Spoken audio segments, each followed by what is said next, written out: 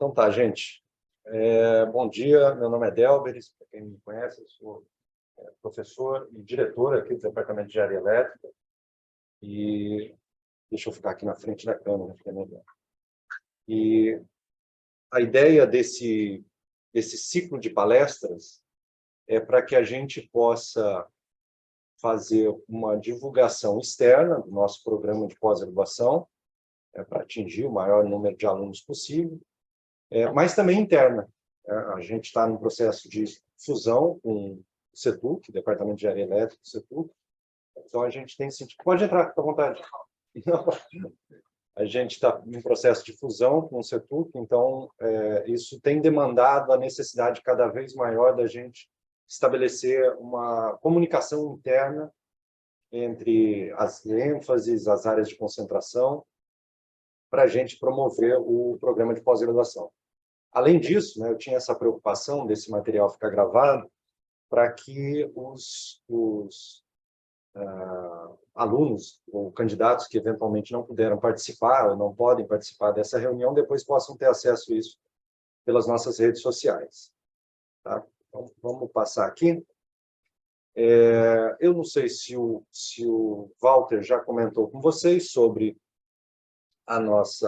esse evento, né? A gente começa com uma apresentação mais sobre o departamento e o programa de pós-graduação que eu vou fazer para vocês. Depois eu já vou emendar com a minha apresentação da área de sistemas de energia elétrica e depois os outros professores vão apresentar as outras áreas de concentração. A gente tem um intervalo de 15 minutos, um bate-papo com um aluno, um ex-aluno, né, do programa, e a gente encerra às 11h30. Bom, eu acho que eu já comentei, já falei sobre os objetivos desse ciclo de palestras, né, que é a gente ajustar a comunicação interna e externa do programa. Eu vou falar sobre o histórico do programa de pós-graduação em Engenharia Elétrica, aqui da PUC. Eu vou falar de algumas informações importantes para os candidatos, ou seja, para quem tem interesse em mestrado e doutorado. Normalmente, a gente dá uma palestra no começo do semestre para os alunos. E aí a gente fala de prazos, a gente fala do exame de proficiência, a gente fala de como é que tem que estruturar a tese, uma série de coisas. Hoje, eu acho que o mais importante é vocês saberem, terem informações como candidatos para saber se tem o perfil e se vocês se encaixam, né, nas áreas de concentração que a gente atua. Acho que isso que é mais importante hoje. Eu vou falar rapidamente sobre as áreas do conhecimento que a gente tem e depois eu falo sobre os sistemas de energia elétrica e a evolução dos sistemas de energia elétrica, onde a gente atua na área de pesquisa. Bom, como eu disse, queremos fazer uma divulgação externa para empresas, potenciais alunos e internas para identificar sinergias do departamento. O departamento de engenharia elétrica, especificamente, eu vou falar às vezes do departamento e vou falar do programa. O departamento ele envolve o programa de pós-graduação e a graduação. Tá? E o programa de pós-graduação é mais focado no mestrado e doutorado. Então, a graduação da PUC ela foi fundada em 1947, é uma das graduações mais tradicionais aqui da PUC, a engenharia elétrica. Começamos mestrado em 63, doutorado em 81, temos uma das primeiras teses de doutorado do Brasil. E uma coisa importante que vocês precisam saber a respeito dos programas de pós-graduação da PUC, não é só da elétrica, é que a gente funciona num esquema muito parecido com as universidades federais e estaduais. Então, o aluno entra, ele não tem custo, de maneira geral, não tem nenhum custo para fazer o mestrado e doutorado, e tem a possibilidade de ter bolsas de fomento da CAPES, do CNPq, da FAPERJ, entre outras. Então, é assim que funciona na UFRJ, é assim que funciona na UF, na UERJ, etc. Tá? Isso é uma informação importante, muitas vezes o aluno não tem a respeito da PUC por conta da graduação, né, que é privada e filantrópica. Além disso, além dos recursos que a gente tem da CAPES, CNPq, FAPERJ, etc., a gente tem também aporte de empresas que participam com a gente em projetos de pesquisa. Então, isso permite que a gente possa, né, ter uma infraestrutura melhor de laboratório, mas também permite que a gente possa complementar as bolsas de estudo dos alunos. Né? Então, é relativamente comum a gente ter projetos em que os alunos participam e podem complementar a bolsa que eles têm da CAPES, CNPq, etc. Outra informação importante que vocês precisam saber é que nós temos colaborações com muitas universidades no exterior, principalmente na Europa, mas também nos Estados Unidos. E essas colaborações, elas estão formalizadas, não é só o programa de pós-graduação em engenharia elétrica, existem outros programas aqui na PUC que também participam disso, estão formalizadas pelo CAPES-Print, que é um programa da CAPES para internacionalização, né, da pós-graduação. Então, esse CAPES-Print nos permite, por exemplo, mandar um aluno para o exterior para estudar, ficar um tempo, 6 meses, 1 ano, fazendo doutorado, ou períodos de curta duração, os alunos que estão fazendo mestrado. Isso permite também que a gente receba a visita de outros professores, pesquisadores, né? E a gente tem usado bastante o CAPES-Print. Ficou meio parado no período da pandemia, né, por razões óbvias, mas agora voltou com força e a gente tem atuado bastante nesse programa. A gente já formou mais de 1.300 mestres, 400 doutores, atualmente são 41 alunos de mestrado, 54 de doutorado, somos nota 6 na CAPES, um ranking que vai até 7.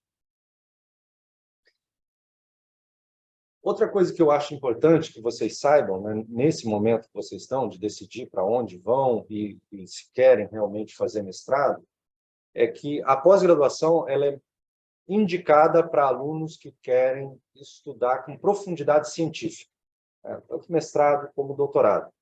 Então, é claro que a gente tem interesse, teve um colega aí que falou de inteligência artificial, não me lembro quem. É claro que a gente tem interesse nas áreas que são mais quentes, transição energética, inteligência artificial, mas isso é a primeira camada, né? Quando a gente entra nesse assunto, a gente tem que ter profundidade em pesquisa, porque o objetivo é você transcender a área do conhecimento. Ó, o que sabe está nessa área aqui, a gente quer avançar um pouquinho, né? Então, a gente está buscando inovação. Essa é a ideia, né, de você fazer o mestrado e doutorado. Então, inovação é uma palavra-chave importante nessa história. A revisão bibliográfica, né, os estudos que estão nos papers, nos journals, enfim, material científico, ele permite que o aluno, né, inicie esse processo científico. Então, vou dar um exemplo para vocês, que é muito comum um aluno perguntar. Ele chega para mim e fala assim, professor, eu queria estudar o efeito do carro elétrico na rede de distribuição. Ou eu queria estudar como é que a gente usa blockchain para fazer comercialização de energia. Oi, Raul, tudo bem? Você acha o tema interessante? Aí eu digo, não, é interessante, legal, acho que vale a pena a gente estudar. Então, essa é uma conversa típica com um orientador, por exemplo, de mestrado ou doutorado. Aí tem uma conversa que é mais qualificada, que na medida que o aluno vai avançando, ele vai ganhando essa habilidade. Ele chega e fala assim, ó, eu li esse trabalho aqui desse cara que usou blockchain para comercialização de energia de uma comunidade remota. Ou eu li que o impacto no carro elétrico na Austrália tem sido muito grande, eles têm usado baterias. Então, você começa a qualificar o seu trabalho a partir dessas referências. Então, é como se você estivesse subindo de nível. Então, esse estudo bibliográfico é parte importante na evolução, né, do trabalho de vocês, então vocês têm que ter interesse por esse tipo de coisa. E depois que a gente inova, né, depois que a gente cria algo novo, bacana, a gente tem que publicar isso, né, porque senão ninguém vai ficar sabendo. Então, essa é uma outra linha que a gente persegue aqui, né, de publicar os trabalhos científicos, principalmente em revistas de qualidade, etc. Nesse sentido, também, a leitura e escrita em inglês é extremamente importante. Assim, eu diria que 99% do que a gente consome está em língua inglesa, normalmente a gente publica em língua inglesa, os chineses publicam em língua inglesa, os europeus publicam em língua inglesa, então é importante que vocês tenham esse tipo de habilidade, né? essa habilidade para poder evoluir no trabalho de vocês. A gente usa muito modelos matemáticos, né, para tentar criar algum padrão para coisas que aparentemente não tem padrão, é disso, em grande medida, que se trata o nosso trabalho, mesmo os trabalhos que são feitos em bancadas e tal. Os professores costumam fazer um modelo matemático antes, simular ali no software e depois aplicar esse modelo na prática, né? E, finalmente, é importante que vocês tenham uma boa dose de tolerância às frustrações. É muito comum você chegar e, como aconteceu semana passada, né? Um aluno chegou para mim todo sem jeito, falando assim, olha, professor, não está dando certo o trabalho. Eu falei, ó, bem-vindo à pesquisa. A pesquisa é disso que se trata. As coisas a gente vai tentando, não dá certo, aí a gente aperfeiçoa, melhora, etc. Aliás, não dá certo é parte do processo. Tá? Isso é importante que vocês saibam quando vocês entram no mestrado e doutorado. Mas e aí, o que vocês têm de benefício com isso? Né? Só tem problema?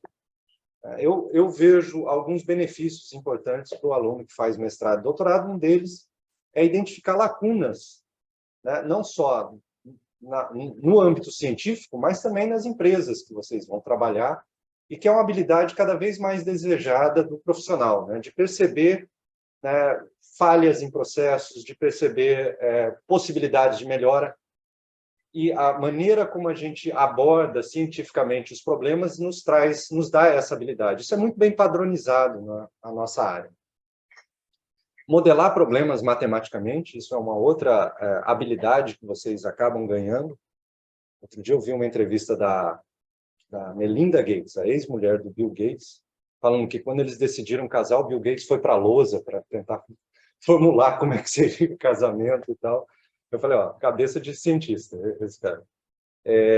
Mas é disso que se trata. A gente faz muito isso, né? Olha o problema e fala como é que a gente pode modelar esse problema matematicamente.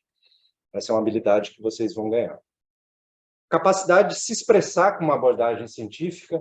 A gente, na pesquisa, tem uma certa dose de criatividade, é óbvio, mas as coisas são muito bem padronizadas. Por exemplo, se você perguntar para qualquer professor como é que você escreve o paper, o professor vai falar, eu tenho que fazer uma introdução, uma revisão bibliográfica, depois eu tenho que falar sobre o problema, e aí eu detalho o problema no capítulo 2, depois eu modelo o problema matematicamente, apresento os resultados, faço discussão e conclusão. Quase todo mundo faz isso. Então, a maneira como a gente se expressa cientificamente é muito bem padronizada e muito bem aceita, inclusive por empresas, né?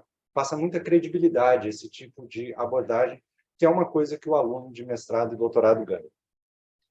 E, claro, né, a partir de tudo isso, você ganha a capacidade de expandir as suas habilidades para resolver problemas, mobilizar recursos, pessoas, etc., por conta dessa abordagem científica que eu comentei. Tá bom? Agora, entrando um pouco mais aqui no nosso quintal, né, a gente tem aqui no departamento 5 áreas de concentração. Essas áreas de concentração, elas são muito mais para a gente se organizar internamente do que para vocês conhecerem de fato o que a gente faz. Porque a porta de entrada de vocês vai ser por aqui, né? A gente tem sistemas de comunicação, métodos de apoio à decisão, eletromagnetismo aplicado, processamento de sinais, automação e robótica, sistemas de energia elétrica.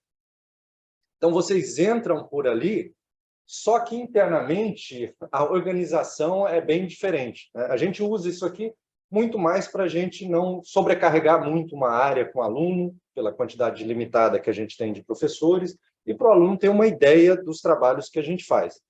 Mas por dentro é bem mais complexo, cada uma delas, né? Por exemplo, sistemas de comunicação envolve processamento de sinais de comunicação, sistemas de transmissão digital, antena, eletromagnetismo aplicado, antenas, optoeletrônica, radiopropagação, entre outras, métodos de apoio à decisão, inteligência computacional, métodos estatísticos, métodos de otimização, processamento de sinais. Você vê que até se repete, né? Processamento de sinais, automação e robótica envolve instrumentação, processamento de sinais, robótica, sistemas de energia elétrica, operação, planejamento e redes elétricas inteligentes, que são algumas das áreas que a gente atua dentro das áreas de engenharia elétrica. Eu vou dar um exemplo para vocês usando a área de concentração de sistemas de energia elétrica, que é aqui eu atuo, e eu já inicio a minha apresentação nessa área. Tá? Então, esse aqui é um mapa do conhecimento que a gente está criando para a área de sistemas de energia elétrica. A gente vai ter um mapa do conhecimento para cada uma das áreas do conhecimento que a gente tem. E aqui, deixa eu tentar traduzir esse mapa para vocês. Aqui a gente tem operação, planejamento, equipamentos e energias renováveis como as áreas mais abrangentes do conhecimento de engenharia elétrica. E em volta delas, né, toda essa parte azul aqui, são as áreas que dão apoio, que suportam essas áreas de planejamento, operação, equipamentos e energias renováveis. Reparem que tem coisas do tipo regulação e mercado, redes elétricas inteligentes, sistemas de distribuição, né, que estão ligados a essas áreas, digamos assim, mais abrangentes. E aí tem umas áreas aqui em laranja, eletrônica de potência, inteligência computacional, otimização, que se conectam com outras áreas do conhecimento dentro da engenharia elétrica. Então, algumas dessas áreas aqui a gente trabalha, né? Outras nem tanto. Por exemplo, a parte de equipamentos a gente não trabalha tanto, a gente está mais na graduação. Né? Na pós-graduação a gente está mais por aqui, planejamento e operação dos sistemas de energia elétrica. Tá? Bom, muito bem. Ainda em relação aos sistemas de energia elétrica, né, a área de sistema de energia elétrica é relativamente previsível comparada com outras áreas dentro da engenharia elétrica. Por quê? Porque tem assim como acontece em outros países, aqui no Brasil a gente tem a EPE, Empresa de Pesquisa Energética, que é um órgão ligado ao Ministério de Minas e Energia, que todo ano fala assim, a projeção para os próximos 10 anos é essa.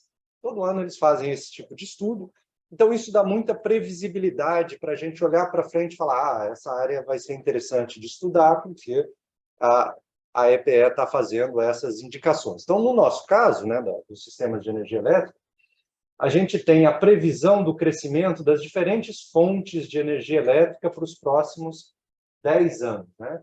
E aí a gente vê que a geração distribuída, principalmente na forma de energia solar, é quem se destaca nessa história, né? Vai praticamente triplicar nos próximos 10 anos, e a gente deve ter um crescimento também da energia solar e eólica na forma centralizada. Esse é o cenário que a gente tem aí para os próximos anos, segundo a EPE, com dados do Plano Decenal de Expansão de 2032. Então, a gente já sabe, né? Geração distribuída, que vai estar crescendo aí nos próximos anos. A proporção dessa geração distribuída na forma centralizada, aqui em amarelo, e na forma distribuída é a mais próxima do consumidor. A relação é de 70-30. 70 para distribuída e 30 para centralizada. Pronto, aqui a gente tem várias informações importantes sobre como vai ser, né, o futuro da engenharia elétrica na área de sistemas de energia. Tem uma informação aqui no chat, deixa eu ver. Em teoria, quantas vagas existem para cada área de concentração? Olha, isso varia. Isso é uma boa pergunta. Eu vou responder depois. Podem mandar perguntas aí no chat que no final da apresentação eu respondo. Então, vamos continuar. Opa. Vamos continuar. Então, a gente já sabe, geração distribuída, que é, né, o futuro aí para a área de sistemas de energia nos próximos anos. E como é que essa geração distribuída vai se acomodar no sistema elétrico? Esse é um desafio que a gente tem. A EPE fez um estudo que mostra o seguinte, hoje a gente está por aqui, né, com um consumo de energia da ordem de 584 terawatt-hora, e aí projetando 10 anos para frente, a gente chega a 853 terawatt-hora, se as condições se mantiverem exatamente como estão hoje, né? Mas com o crescimento projetado de demanda. Aí, se houver medidas de eficiência energética, ou seja, troca de motor, troca de equipamentos, né? Melhora dos sistemas de refrigeração, etc., etc., a gente vai para 814 terawatt-hora do consumo de energia. Quer dizer, a gente continua consumindo uma quantidade razoável, né, mas de uma maneira mais eficiente. É isso que está dizendo aqui. A gente consegue reduzir a necessidade, por exemplo, de geração de energia. né, com essas medidas. Se a gente somar a eficiência energética mais o que eles chamam de autoprodução não injetada na rede, 814 cai para 722, que é um ganho bastante significativo, né? Isso já é a presença, né, dos recursos energéticos distribuídos. E se a gente incorporar ainda mais a micro e mini geração distribuída, a gente cai aqui para 670, né? Ou seja, existem ganhos muito significativos que a gente vai ter associado à utilização da micro e mini geração e a autoprodução não injetada. A autoprodução não injetada é aquela que você usa para consumo, mas você não injeta na rede, né? Bom, aí a gente passa para os elementos que vão fazer parte do nosso dia a dia nos próximos anos e que até então não faziam, né? Como, por exemplo, a geração distribuída, que é a mais comum, né, que vocês devem conhecer, mas existem cada vez mais estudos associados a programa de resposta de demanda, quer dizer, eu te dou um incentivo para você, consumidor, reduzir o seu consumo, seja na forma do uso de bateria, por exemplo, você usa lá para reduzir o seu consumo, se você quiser, ou uma outra fonte de energia, seja consumindo menos energia, né? Então, esse é um recurso energético distribuído que a gente tem. Outro é o armazenamento de energia, as baterias, e o veículo elétrico, que também pode ser um armazenador de energia, um recurso que você pode usar como geração na rede elétrica. Uma outra coisa que deve ser cada vez mais comum são as micro-redes. Tá? O que é uma micro-rede? Imagina uma universidade que tem sistema fotovoltaico, eólico, tem bateria, e, eventualmente, ela pode funcionar sem a rede elétrica, sem a Light. Posso funcionar aqui, manter o funcionamento da universidade, por exemplo, sem a distribuidora. Tá? Essas questões ainda carecem de alguma regulação, mas a gente tem estudado bastante, né, de como esse cenário deve acontecer. Além das micro-redes, que tem a ver com áreas muito bem definidas, né, em que você vai trabalhar o sistema de energia elétrica, a gente tem o que a gente chama de usina virtual, né? A usina virtual, você pega todos os recursos energéticos distribuídos de uma cidade, de uma região, e agrega esses recursos de maneira a tornar a sua rede, o seu sistema mais eficiente. Então, eu combino o carro elétrico de um com a geração solar de outro, com a resposta de demanda de outro, e crio o que a gente chama de uma usina virtual. Tá? Então, essa ideia, eu acho, né, é uma tendência bastante forte para o futuro, né, naquela linha da gente promover maior eficiência para o sistema elétrico. Quem faz esse trabalho, né, de organizar essa usina virtual são os agregadores de energia, né, que combinam carro elétrico, bateria, energia solar, energia eólica, etc. Tá? Mas, de novo, tudo isso aqui a gente está na fronteira, tá? Por isso que são temas tão interessantes de serem discutidos. O próprio papel da distribuidora, né, tá mudando nesse cenário de muitos recursos energéticos distribuídos. Então, o papel tradicional da distribuidora de energia é entregar para o consumidor uma energia elétrica a partir do que a transmissora entrega para ele, do que o sistema de geração entrega para a transmissora. Né? Com os recursos energéticos distribuídos, né, nesse novo cenário, a gente tem um fluxo de energia que pode ir no sentido do consumidor ou saindo do consumidor. Isso tem uma série de implicações do ponto de vista da demanda do sistema, do ponto de vista do congestionamento da rede, para você prover suporte de energia reativa para o sistema de transmissão, controle de tensão e questões técnicas de mercado. Tá? Bom, como é que eu vejo, né, esse cenário evoluindo? Né? Então, a gente pode pensar aqui no Brasil que 2012, que teve a resolução normativa 482, que estabeleceu a maneira como a geração distribuída pode ser utilizada, ela foi o pontapé inicial desse processo da utilização de recurso energético distribuído. Né? Essa resolução 482, ela virou recentemente lei. foi a Lei 14.300. Então, isso dá mais força para o cara que quer investir e tal, ter segurança. E aí, novos players estão aparecendo. Então, não é só o consumidor que coloca o sistema fotovoltaico lá no telhado, né? Tem empresas, por exemplo, a gente tem um projeto com o pessoal da Energisa, que colocou vários recursos energéticos distribuídos na rede, sistema fotovoltaico, bateria, e querem organizar isso como uma usina virtual, né? O nosso trabalho é esse, é tentar organizar isso para eles como uma usina virtual, gerar lucro, né? Porque isso é algo que vai ser explorado comercialmente, mas sem comprometer a rede elétrica, né? Então, os desafios que a gente tem pela frente são muito interessantes, né? E isso vem dessa Lei 14.300, que vai dar mais segurança para os investidores.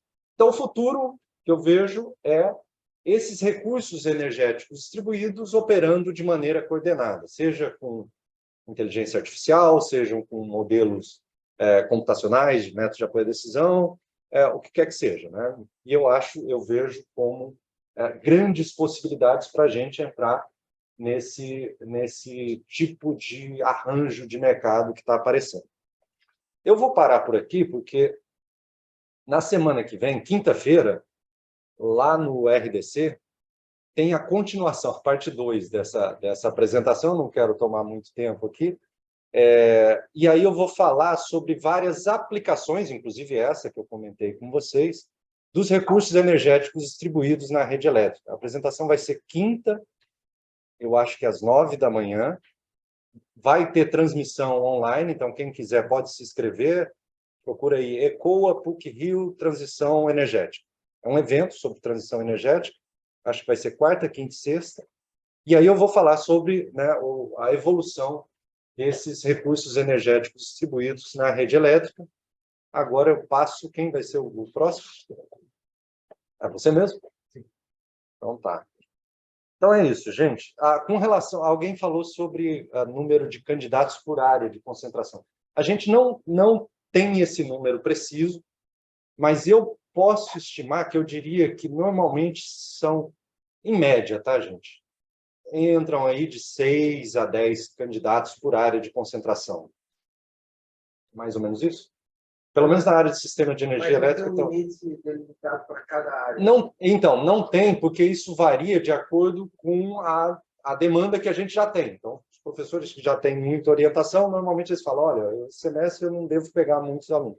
Mas, em média, eu diria que 6 a 10 é um número que a gente pode pensar por área de concentração, que normalmente entra, né? É, 6, eu acho. Não. Mas então, isso é a quantidade de vagas, né? Também tem a quantidade de postos, pode ser diferente. Não sei o que vocês vão fazer, tem